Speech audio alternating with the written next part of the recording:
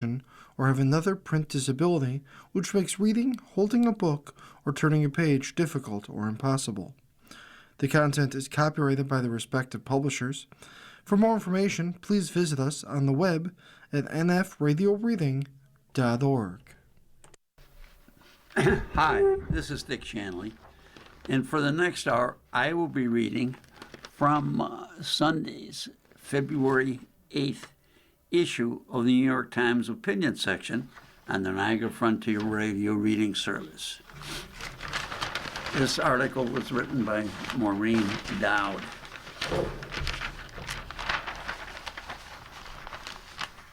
Trump's Obama derangement, Washington. It seems etymologically, metaphorically, geologically, and ethnically impossible that President Trump could reach a new low. But he has. Every Friday when I'm planning my column, I find fresh evidence that the president is unfit for his office. He taunts his foes in crude, creepy ways and tries to tattoo his name on everything. Last Thursday night, a vile clip appeared on Truth Social depicting Barack and Michelle Obama apes in a jungle cartoon to the token "The Lion Sleeps Tonight." It was at the end of a video filled with baseless conspiracy theories about the 2020 election. The man who has pushed the despicable birther conspiracy is still at it.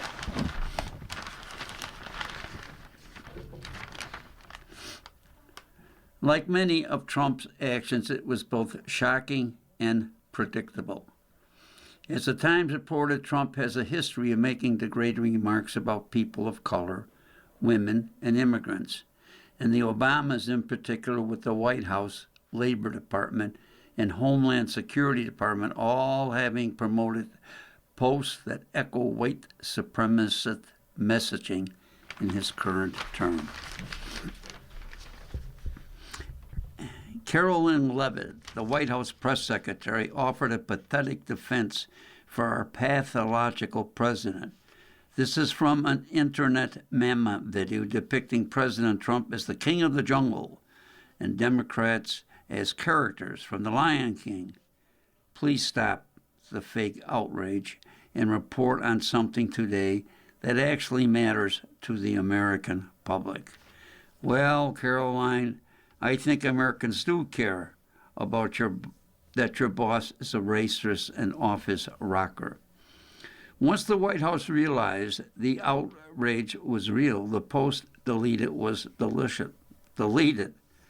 Officials blamed the staffer, though you know Trump was in on it. On Wednesday, he said he does not retruth conspiracy theories himself. He went so far that even a few Republicans in Congress looked down the barrel of the midterms, objected. On X, Tim Scott of South Carolina, the only black Republican in the Senate, called it the most racist thing I have seen out of this White House.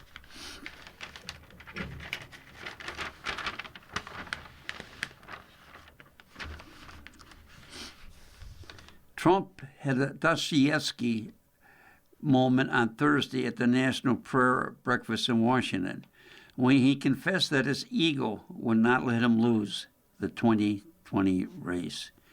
You know, they rigged the second election, he said. I had to win it. I needed it for my own ego. I would have had a bad ego for the rest of my life. Now I really have a big ego, though.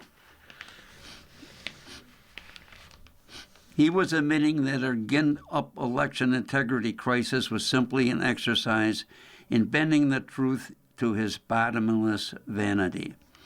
After obscenely slapping his name on everything from the Kennedy Center to a gold card for rich aspiring immigrants to warships and planning a gargantuan triumphal arch and an outsized White House ballroom as a reflection of his bloated ego, Trump is now trying to strong-arm Congress into naming more things after him by holding congressional-approved fundings hostage. The administration tried extortion tactics on Chuck Schumer, threatening not to unfreeze billions for a new railroad tunnel under the Hudson River unless he helped rename Penn Station in New York and Washington Dulles International Airport after Trump.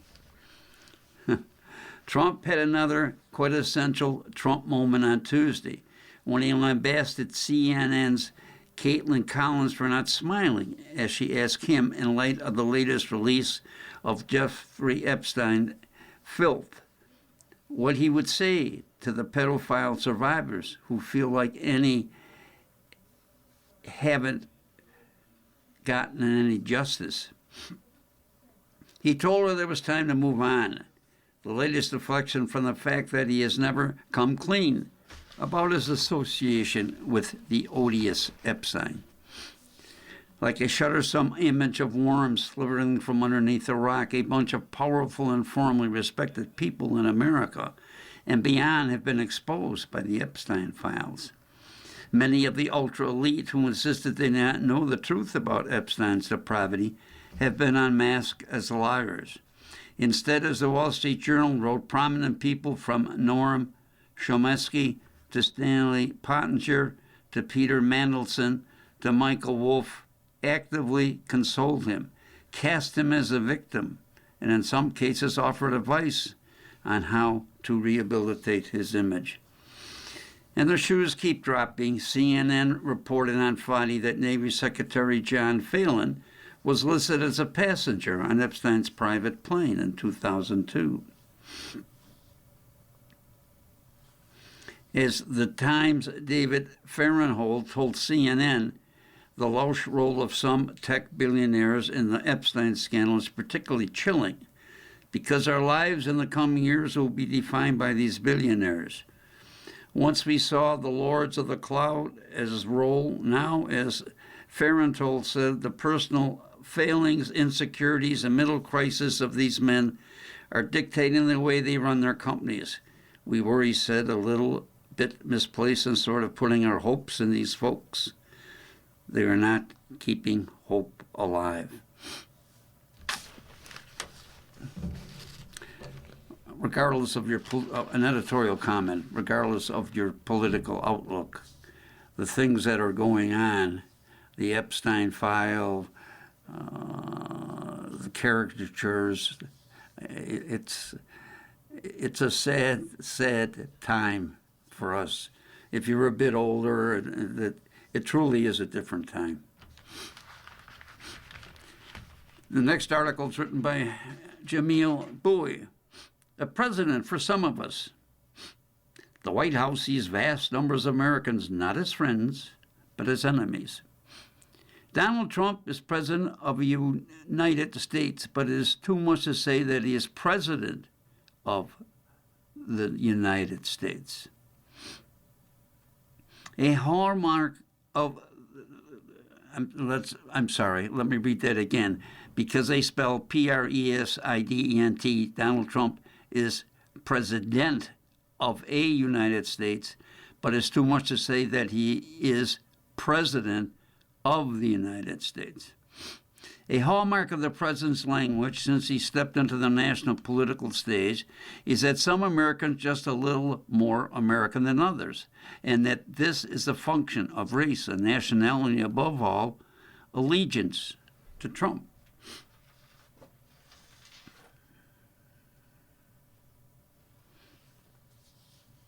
Trump deployed this idea against Barack Obama when he questioned the former president's political legitimacy and demanded that he prove his citizenship with the public release of his long-form birth certificate. He wielded during the first campaign for the White House, dismissing critics and opponents as un-American and illegitimate on the basis of their race, of their nationality, and partisan identity. Recall his condemnation of Judge Gonzales Curiel, whom Trump insisted could not be impartial because he was Mexican. And the vision of the supposedly true American public was a rhetorical mainstay of the first term in office. The Democrats, Trump said in a typical formulation during a 2018 rally for Senator Ted Cruz of Texas, have launched an assault on the sovereignty of our country. Obviously, Trump did not pioneer this distinction between the people who happen to live in a nation and the quasi-mystical, fully legitimate people of nations. This construct is a mainstay of right-wing populism. You saw it in the 2008 presidential election when Governor Sarah Palin of Alaska told audience that there was a real America that truly represented the country. We believe that the best of America is in these small towns that we get to visit and in these wonderful little pockets of what I call the real America. Being here with all of you hardworking, very patriotic, pro-American areas of the great nations, he said. You saw it in the 1992 Republican National Convention when Pat Buchanan, the Nixon speechwriter and political operative, turned conservative intellectual and proto-Trumpian provocateur, deployed this Henry Herond-evoked notion of the American nation in his infamous and influential Jeremiad against American liberalism. This is a religious war going on in this country, Buchanan declared, as a cultural war. As critical to the kind of nation we shall be was the Cold War itself, for this war is for the soul of America. We must take back our cities, take back our culture, and take back our country. What Trump has done is turn this rhetorical distinction between something like the government philosophy of the federal government. To start, the White House made clear that benefits a function of its partisan allegiance. During last year's government shutdown, for example, the administration canceled $8 billion in federal funding for clean energy, affecting 16 states, all of which voted for Kamala Harris in the 2024 presidential election. Trump also has withheld billions of transit projects in New York and New Jersey. We can get rid of a lot of things that we didn't want, the president said, commenting on what he thought was the upside of a shutdown, and they'd be Democrat things. It is similarly clear that the president stated that the worst of the deportation program for Democratic-led states and cities, neither Chicago, nor Los Angeles, nor Washington stands out as particularly dangerous compared with a typical major American city. And if Trump were only targeting undocumented immigrants, he could look to cities in Texas and Florida, as well as in California and Illinois. But Trump targeted them nonetheless, sending the National Guard to occupy each one and unleashing federal immigration agents to harass and abuse immigrants and citizens alike.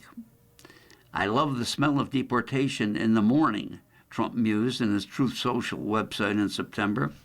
Chicago's to find out why it's called the Department of War. The administration attack on Minneapolis and especially in the city, the administration's attack on Minnesota and especially in the city of Minneapolis, it's more of the same. Less law enforcement than a combat operation aimed at a set of Americans whose governor opposed the president in the last election, of who belong in a disfavored racial, ethnic, and religious minority. At the risk of cliche, most presidents do not speak like this about their fellow Americans. The presidency is a national office, and even the bitterest struggle for this highest prize of American politics tend to end with an approval in union and common ground from the eventual winner. We are all Republicans. We are all Federalists, Thomas Jefferson proclaimed in the wake of an election so hard fought that it nearly turned to violence. Let us then, with courage and confidence, pursue our own federal and Republican principles, our attachment to union and representative government. John Quincy Adams won the presidency in what his chief rival Andrew Jackson condemned as a corrupt bargain. In his inauguration address, Adams made it to a point to reach out to those Americans who wanted a different man in the White House. Of the two great political parties which have divided the opinions and feelings of our country, Adams said, we candid and the just will now admit that both have contributed splendid talents, spotless integrity, ardent patriotism, and disinterested sacrifice to the formation and administration of this government, and that both have required a liberal indulgence for a portion of human informity and error. Abraham Lincoln ended his first inaugural address with a famous appeal to the common history that tied Americans to one another.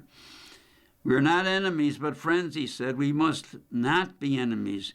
Though passion may have strained it must not break our bonds of affection. Lincoln's heartfelt call to his Southern brethren to heed the mystic chords of memory fell on deaf ears. 5 weeks later, the South Carolina militia fired on Fort Sumter. Not long afterwards, Union volunteers met soldiers from the newly formed Confederate States of America in a field just north of Manassas, Virginia. Trump rejects this legacy of his predecessors. The rhetorical tools of the presidency are for him a means to divide Americans and sort them according to hierarchies of status. Trump sits atop the national government, but not as a national leader. He is the logic of the separatist, even of the secessionist. There was privilege without persecution, no winner without a loser.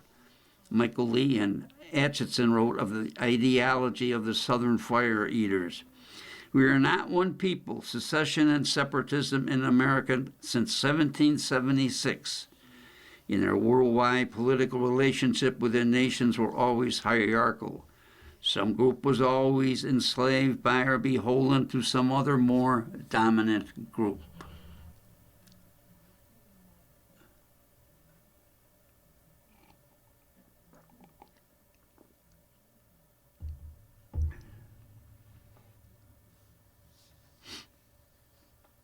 The fire eaters hope to institute this vision in a new nation founded on a cornerstone of racial subjugation. But what if you secede without secession? What if you could cleave the nation off from the egalitarian aspirations? What if you could bring the spirit of separatism to bear on the government tasked with representing a single person? That is the Trump administration. That is the work of a White House that sees vast number of Americans not as friends, but as enemies. And that is the work of a president who will destroy as many symbols of national unity as he can to satisfy his bottomless ego, his cruel appetites, and unquestionable desire to win at the expense of the people he purports to lead.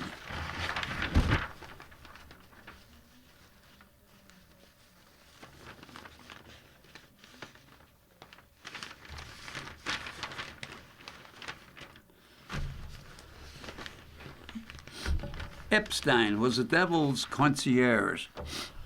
A new flood of emails tells what privileged people want to be given.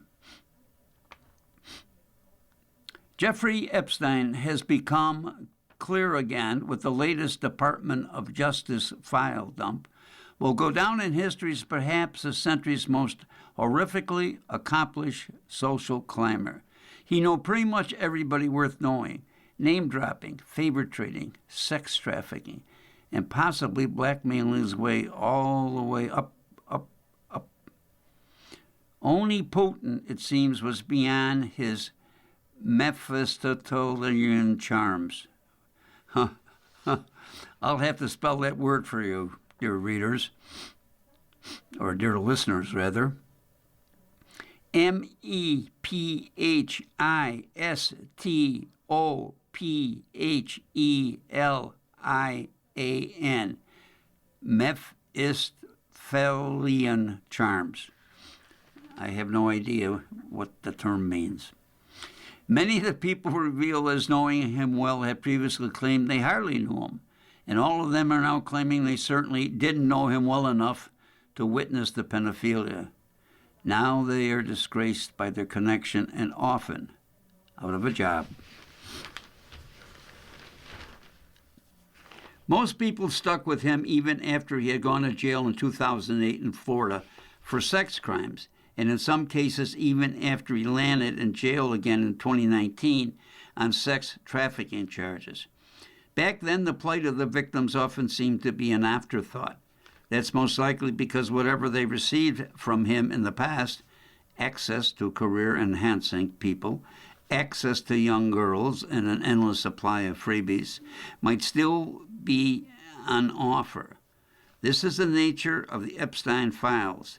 It's a record of what a global class of very privileged, accomplished, and self-important people want to get gifted.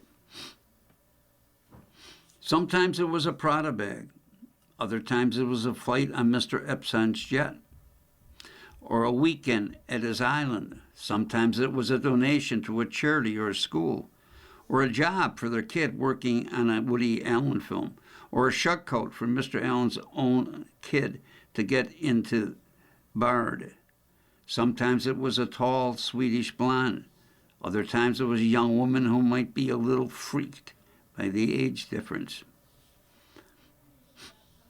In writing about an earlier tranche of emails in the Times, Aman Giabardas asked, how did Mr. Epstein manage to pull so many strangers close? The emails reveal a barter economic of non-public information that was a big draw. This is not a world where you bring a bottle of wine to dinner. Inside dope wasn't the only thing Mr. Epstein had on his hand. The picture provided by the latest file shows how Mr. Epstein won favor and friendship by acting as a kind of super concierge. Sometimes that meant sending the helicopter to pick up guests, as Mr. Epstein offered to do for Elon Musk in a 2012 email, writing, how many people will you be for the heli to island? Another occasion, Mr. Musk asked Mr. Epstein, do you have any parties planned? Mr. Epstein provided private plane trips, internships, Apple watches, Hermes bags, extra-large Ripper sweatshirts. Those went to Steve Bannon. Nearly $10,000 worth of boxers and T-shirts, Woody Allen, and an XL cashmere sweater, Norman Krominski. And then there was the resistant Substack star Michael Wolff, who was all over the Epstein file, who emails Epstein and says, shoes are very nice. Thanks.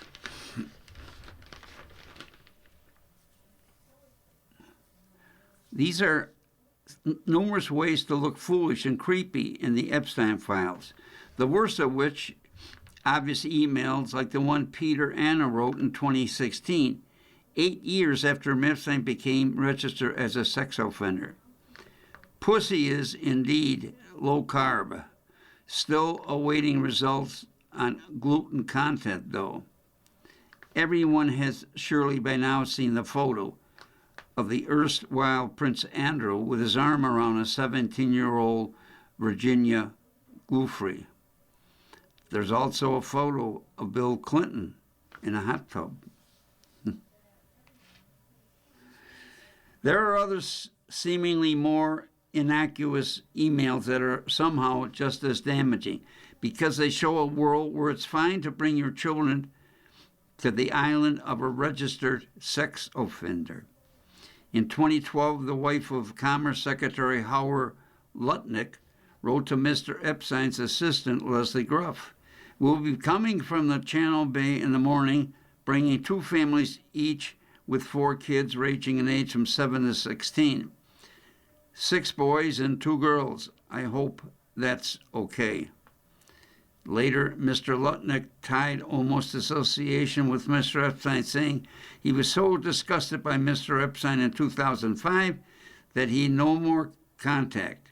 2017, Mr. Epstein donated $50,000 in honor of Mr. Lutnick's to an unknown organization.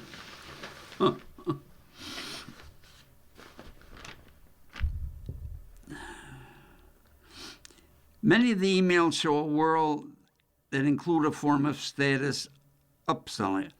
Mr. Epstein used his Hollywood friends Mr. Allen and Brett Ratner, future director of Millennia Documentary, to entice his rich, smart, but unglamorous friends. A free plane flight for a high-status person, perhaps even a royal, who otherwise doesn't have access to a private plane, will go a long way. In 2016, Brad Karp, and chair of Paul Weiss, the fanciest law firm in New York, and one of the first to settle with the Trump administration, wrote to Mr. Epstein, "Can I raise a personal issue with you concerning my son, David?" He went on, he would love to work in any capacity with Woody on his upcoming film project. Is that a possibility? He certainly doesn't need to be paid, and he's really a good, talented kid. A parent asking a friend for a job for their kid is hardly legal, but it's interesting that Mr. Karp's law firm was one of the first to make a deal with the administration of another person who appears thousands of times in the Epstein files, Donald Trump. And what does Mr. Trump have to do with it? He promised to rid America of exactly the sort of self-dealing global elite that Mr. Epstein was in the middle of. Nobody knows the system better than me, which is why alone can fix it, Mr. Trump said in his 2016 speech accepting the Republican presidential nominee.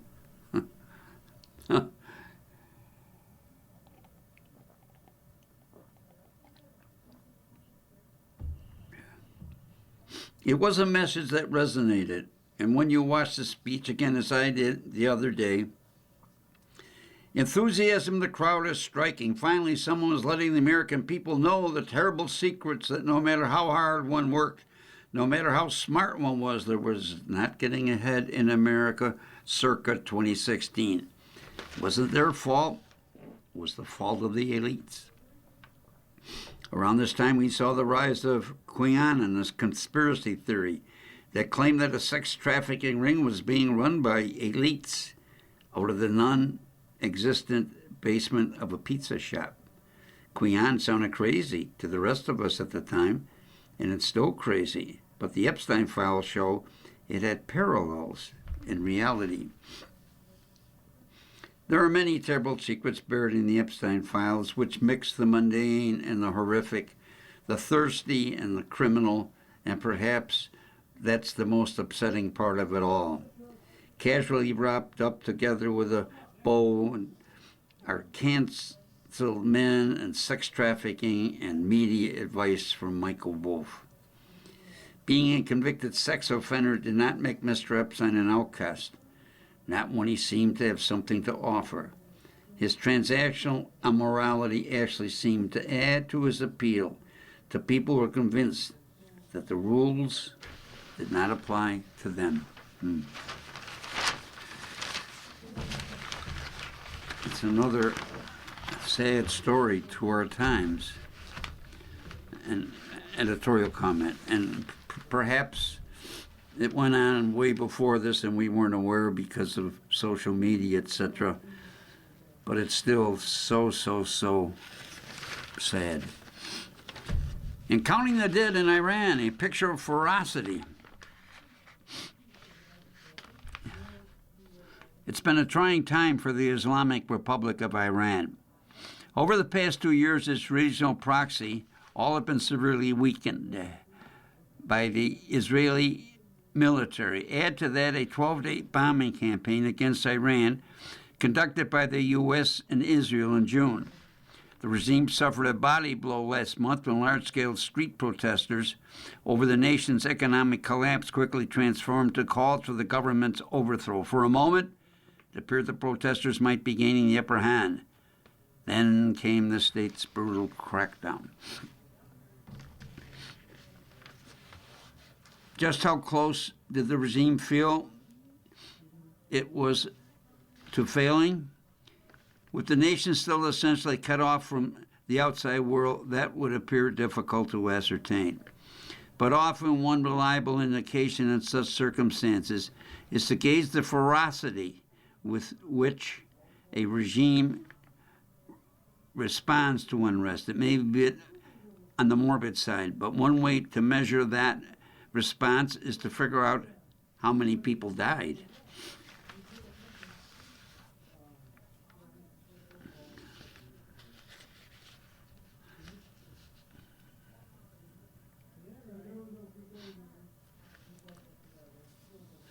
Trying to determine the death toll is more than a measure of the threat to a regime. It is also a vital step in providing a sense of justice for the victims and in holding the perpetrators accountable for their crimes. The calculation is easier said than done, because exaggerated and underestimated body counts have been a feature of armed conflict since time immemorial. In conventional wars, combatants often minimize their own casualty figures while exaggerating those of their enemy to bolster morale and suggest victory is close. In internal insurrections like we have witnessed in Iran, the formula tends to be reversed, with the state lowballing casualty members. No government wants to be seen as indiscriminately slaughtering its citizens and dissidents, raising them to provoke outrage. The current Iranian regime has a dubious distinction of having traveled both sides of the street. In the 1978-79 revolution that toppled the Shah and uttered Iran's Islamic government, the first great jolt of violence occurred in the northwestern city of Tabriz in February 1978. After security forces quelled the unrest, the Shah's government initially reported 6 people had been killed, while the opposition claimed hundreds.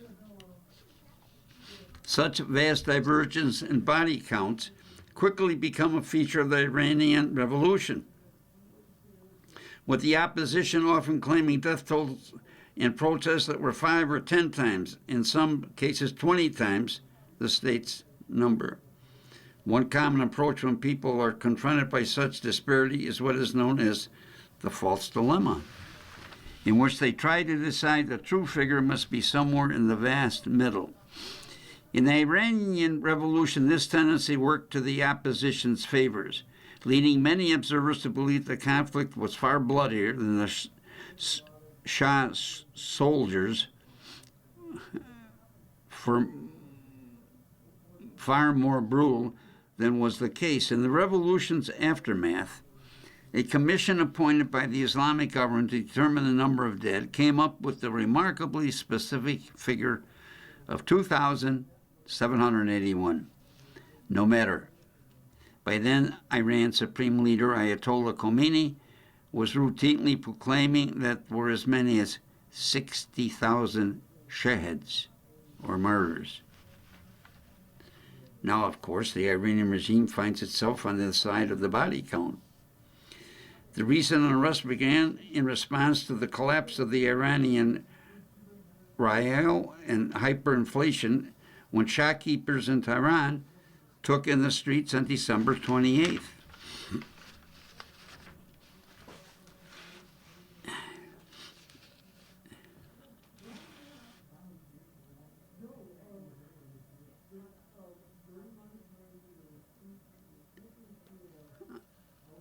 Their complaints swiftly went beyond the economic and political, with many demanding that the government dissolve. Initially, violence was minimal, with the number of those killed reported as in the dozens. Then, on January 8th, everything changed. This was also the day the regime shut down the internet and essentially cut off Iran from outside world. Over the next few days, strife spread on a scale that even the state ultimately had to acknowledge. By January 21, and with order somewhere restored, the state said 3,117 had died, a toll that it claimed included several hundred members of the security forces. That number stands in stark contrast to what is now being reported by both international media outlets and outside human rights groups, often cobbled together from snatches of video and furtive telephone calls from sources inside Iran. The rest of the people killed during the protests now range from more than 6,800 by the Washington-based human rights activists. News agency to as many as 30,000 people. In Time magazine, which cited two unidentified senior officials of Iran Health Ministry. So who's right? The regime's history of turning violence when threatened provides a hint to the so-called Twitter revolution of 2009, when demonstrators took to the street over what they insisted was a stolen presidential election. Security forces killed several dozens in quashing of the women life freedom movement that began in 2022. Many placed the body count in the neighborhood of 550, even by the regime's own figures. That what took place in this January is in a totally different order of magnitude. Except the regime's figures are also probably a fiction. In the city of Rosh, for example, the normally reliable Human Rights has documented at least 392 deaths. If that many were killed in Rosh, with a population of about 766,000, what might be real about the numbers of Tehran, population 10 million, and the epicenter of the protests? Civilians across the country have repeated mass graves, morgues overflowing with body bags, relatives or neighbors disappearing without a trace.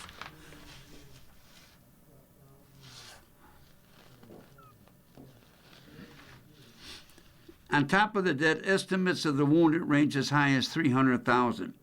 That is far out of keeping with the usual 1-to-3 ratio killed to wounded in combat situation.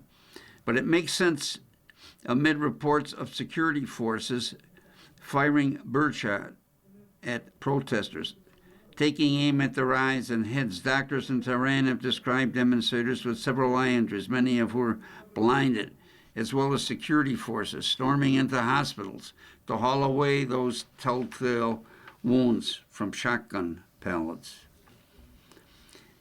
But even this probably doesn't help paint the full picture. A hallmark of almost every past civil disturbance in Iran is that security forces operate with even greater impunity in the countryside. This is especially true in the corners where ethnic minorities like Kurds and Baluchis, that's Baluchis, Baluchis, predominated, and where the regime's Revolutionary Guard have periodically conducted bloody crackdowns. With just these two ethnic groups joined in the rural population, it means we have heard little about the fates of people in a broad swath of the country. All of which suggest a terrible answer to the question of just how much the regime feared for its survival.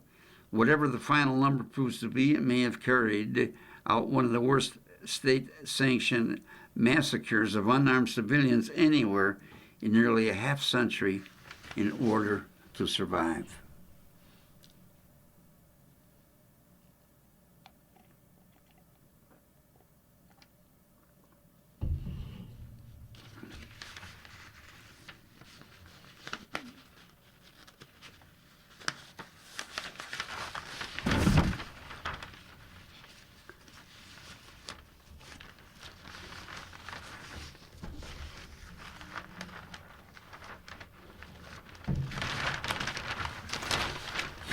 How the capitalist broke capitalism.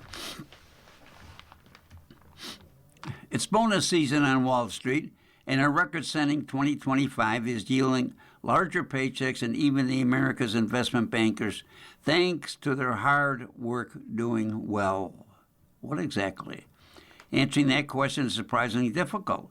and helps to explain many of the nation's most serious economic and social problems. It all starts, like so many of life's puzzles, with Mary Poppins. If you've taken an economics course, or if you at least enjoy classic family movies, you probably remember the scene. Young Jane and Michael Banks have come to visit the bank where their father works. When the bank's chairman, Mr. Dawes, Sr., snatches Michael's tuppence, the boy shouts, "Give it back! Give back my money!" Overhearing the kerfuffle, a customer assumes the institution is refusing to return a customer's deposit. Next thing you know, a bank run is on. The incident nicely encases economics students with both the complex plumbing of the financial system and the importance and unpredictable role of human psychology and markets. But it's the preceding scene we care about here. This is the one where the old bankers sing to Michael, and instead of spending his tuppence, he should give it to the bank to invest as properly demands in railways through Africa, the dams across the Nile. "Tell them about the ships," Dawes shouts to his fellow bankers.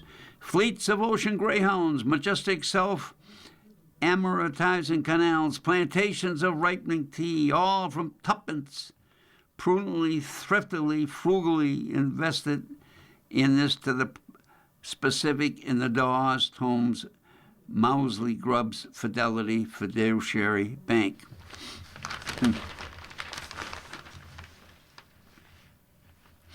Not the catchiest song, but a compelling account of the economic engine that powers the British Empire and finance modernity. Real, honest-to-goodness banking. People give their savings to bankers. The bankers invested the capital, creating actual productive assets in a real war. These usual endeavors generated profits, a portion of which were returned to the bankers, who paid some as interest and kept some for themselves, well earned, for their consolidation and productive allocation of resources. Makes sense? Since Mary Poppins' day, the financial sector as a whole, investment banks, hedge funds, private equity firms, cryptocurrency platforms, and all the rest of it has exploded as a share of the United States gross domestic product. It now claims the highest share of corporate profits and attracts the highest share of top talent from top schools, in part by offering the highest compensation.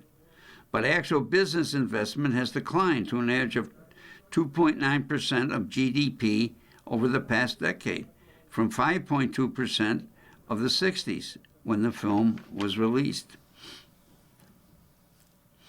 Unlike Dawes Fidelity Fiduciary Bank, a modern investment bank mostly earns its money in a way that not even the bravest lyricist would set to music, providing advisory services, executing complex financial engineering schemes, trading stocks and bonds,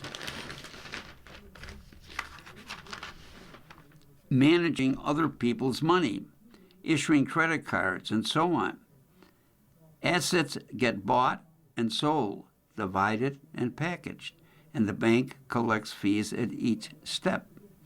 David Solomon, the chief executive of Goldman Sachs, could not sing to young Michael about the many productive uses to which he might use the tuppence, because Goldman Sachs rarely invests in anything at all. Fostering economic progress appears to be beside the point.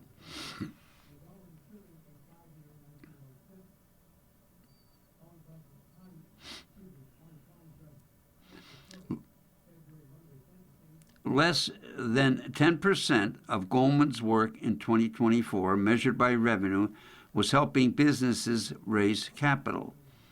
Loans of Goldman's own funds to operating business account for less than 2% of its assets. At J.P. Morgan Chase, the figure was about 4 to 5%. Even the efforts of helping to raise capital are misleading because less than a tenth of it goes toward building anything new. The rest funds debit refinancing, balance sheet restructuring, and mergers and acquisitions. There are symptoms of financialization. That's a term making financial markets and transactions ends into themselves disconnect from and often an expense of the social benefits that support human flourishing and are capitalism's proper purpose. Chief among these benefits are good jobs that support families and products and serve that improve people's lives.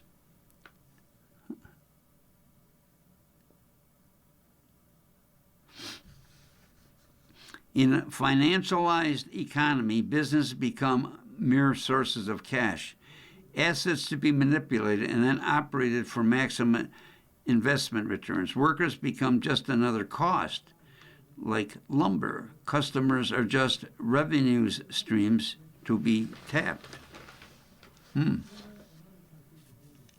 Financialization has made American businesses less resilient, less innovative, and less competitive. It has become a major cause of slow wage growth and rising inequality. It has fueled the loss of manufacturing jobs across the heartland.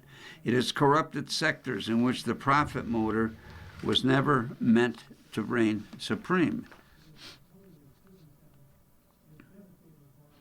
Veterinary practices, funeral parlors, campgrounds, residential treatment centers, youth sports, hospitals, nursing homes, even suppliers for volunteers, fire departments, considering and managing them with ruthless efficiency, squeezing their vulnerable customers, and they're pointing to a higher cash flow as value creation.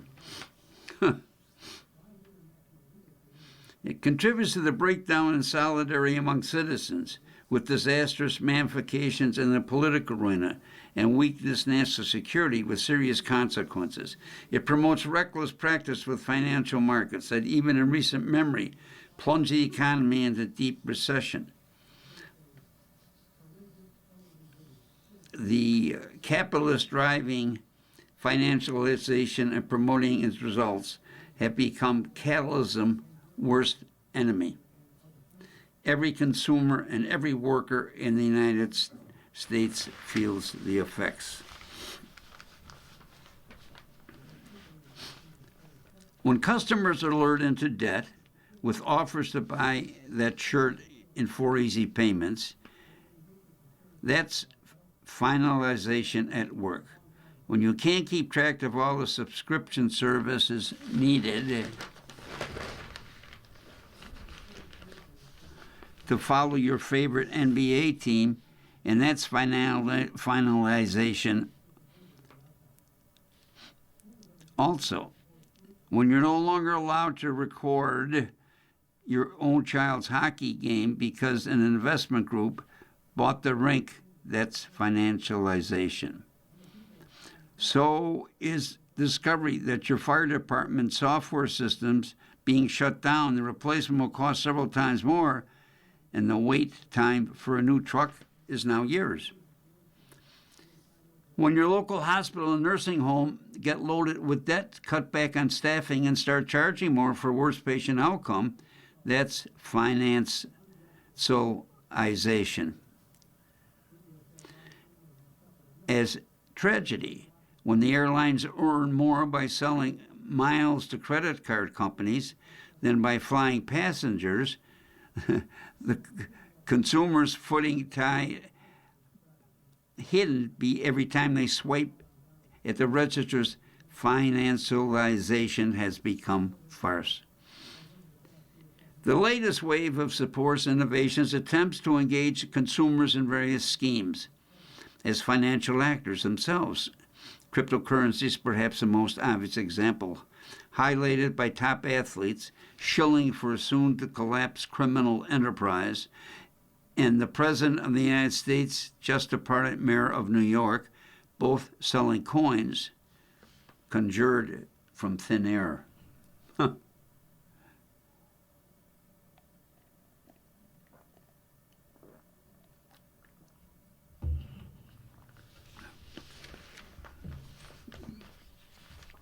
Now, prediction markets are breaking through. The Kalshi recently raised $1 billion as an 11-figure valuation. The long-term vision is to financialize everything and create a trendable asset out of any difference in opinion. The consuming experience is only the tip of the iceberg. Beneath the surface, stock markets are dominated by hedge funds that let mathematical formulas dictate what they should buy and sell, often relying on higher speed fiber optic cables or even better microwaves, and continuous spinning of stock exchange servers to get trades to their market floor, first to eke out minuscule gains on endless activity. It's the absurd endpoint of financial nihilism, an entire absurd endpoint built on entirely on a business model on gaming the system without knowing or even care what's being traded. Along the way, it increases market volatility and risk without producing any larger benefits. Private equity firms control trillions of dollars, very little of which is invested directly in companies that will use the funds to grow. Venture capital is the exception and the general rule. That's a real investment in growing businesses through concentrated in a few industries and places. Mostly, these trillions are used to conduct leveraged buyouts, pursuing debt-fueled acquisitions of business that can be plumbed for more cash and unloaded at a profit. The sales are often to other private equity firms, generating fees each step of the way while making the real value of the portfolio even harder to determine. When firms find no buyers at all, they are now creating a new continuous funds to buy assets from their own older funds. Meanwhile, the exploding multi-trillion-dollar market for what's come to be known as private credit. Many of these same firms lend one to another the money to fund their transactions. Peek inside and you'll find more gamesmanship and financial engineering rather than the creation of value. The claim is that the firms are better suited for lending to business than banks, whose depositors can withdraw their money at any time. But converting short-term deposits to long-term loans is precisely what banks are designed to do.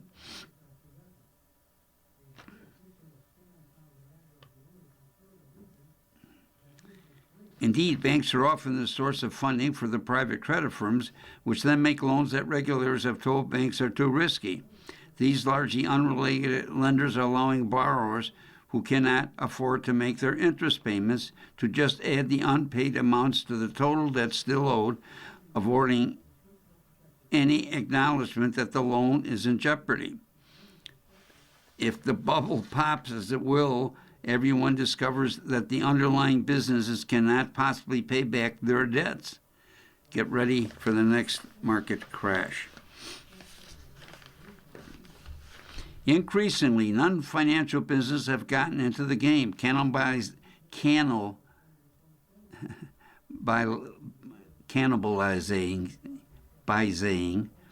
themselves, make the shareholder payouts with the profits they once would have invested to maintain and growing their operations.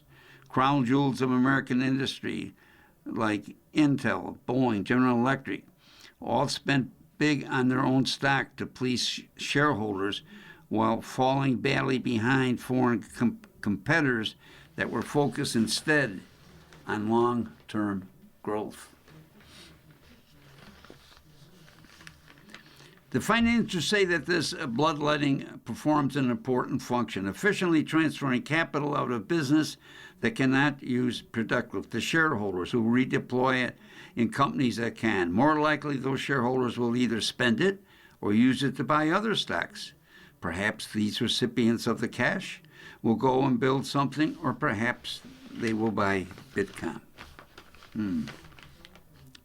The problem is that the best use of capital from the financial sector's perspective means only the highest financial return. The value of growing vital industries and employing Americans plays no role in this calculation. The Excel spreadsheet have always seemed to give the same answer.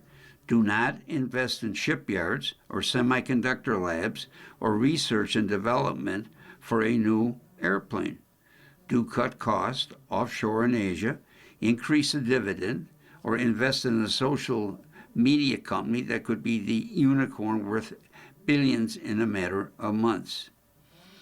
So few resources have gone toward raw equipment, toward developing better ways to do things, and toward hiring and training and productivity in America's manufacturing. The output generated per hour of labor have been falling. More workers are now needed than in 2013 for the same result. This should not be possible in a functional capitalist economy. In the past 20 years, the U.S. has gone from leading China in 60 of 64 frontier technologies identified by the Australian Strategic Policy to now trailing in all but 7. American companies had developed cutting-edge artificial intelligence models, but mostly relying on chips that only Taiwan semiconductor manufacturing can produce. Widespread deployment will require upgrading an electrical grid, struggling with the shortage of key components, and rebuilding the nuclear power capabilities that the nation has abandoned.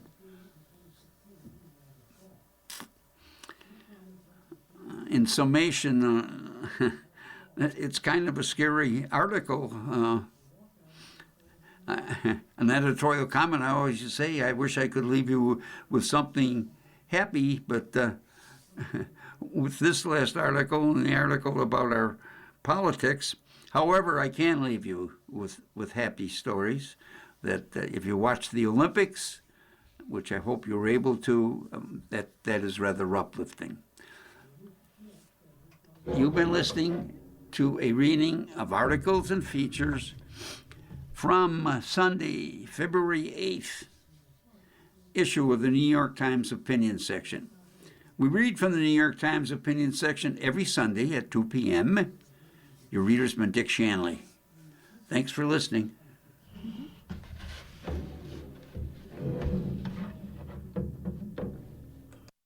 Coming up next in the Niagara Frontier Radio Reading Service, we have a reading of the New York Times Arts and Leisure section, followed at 4 by a rebroadcast of this morning's Buffalo News.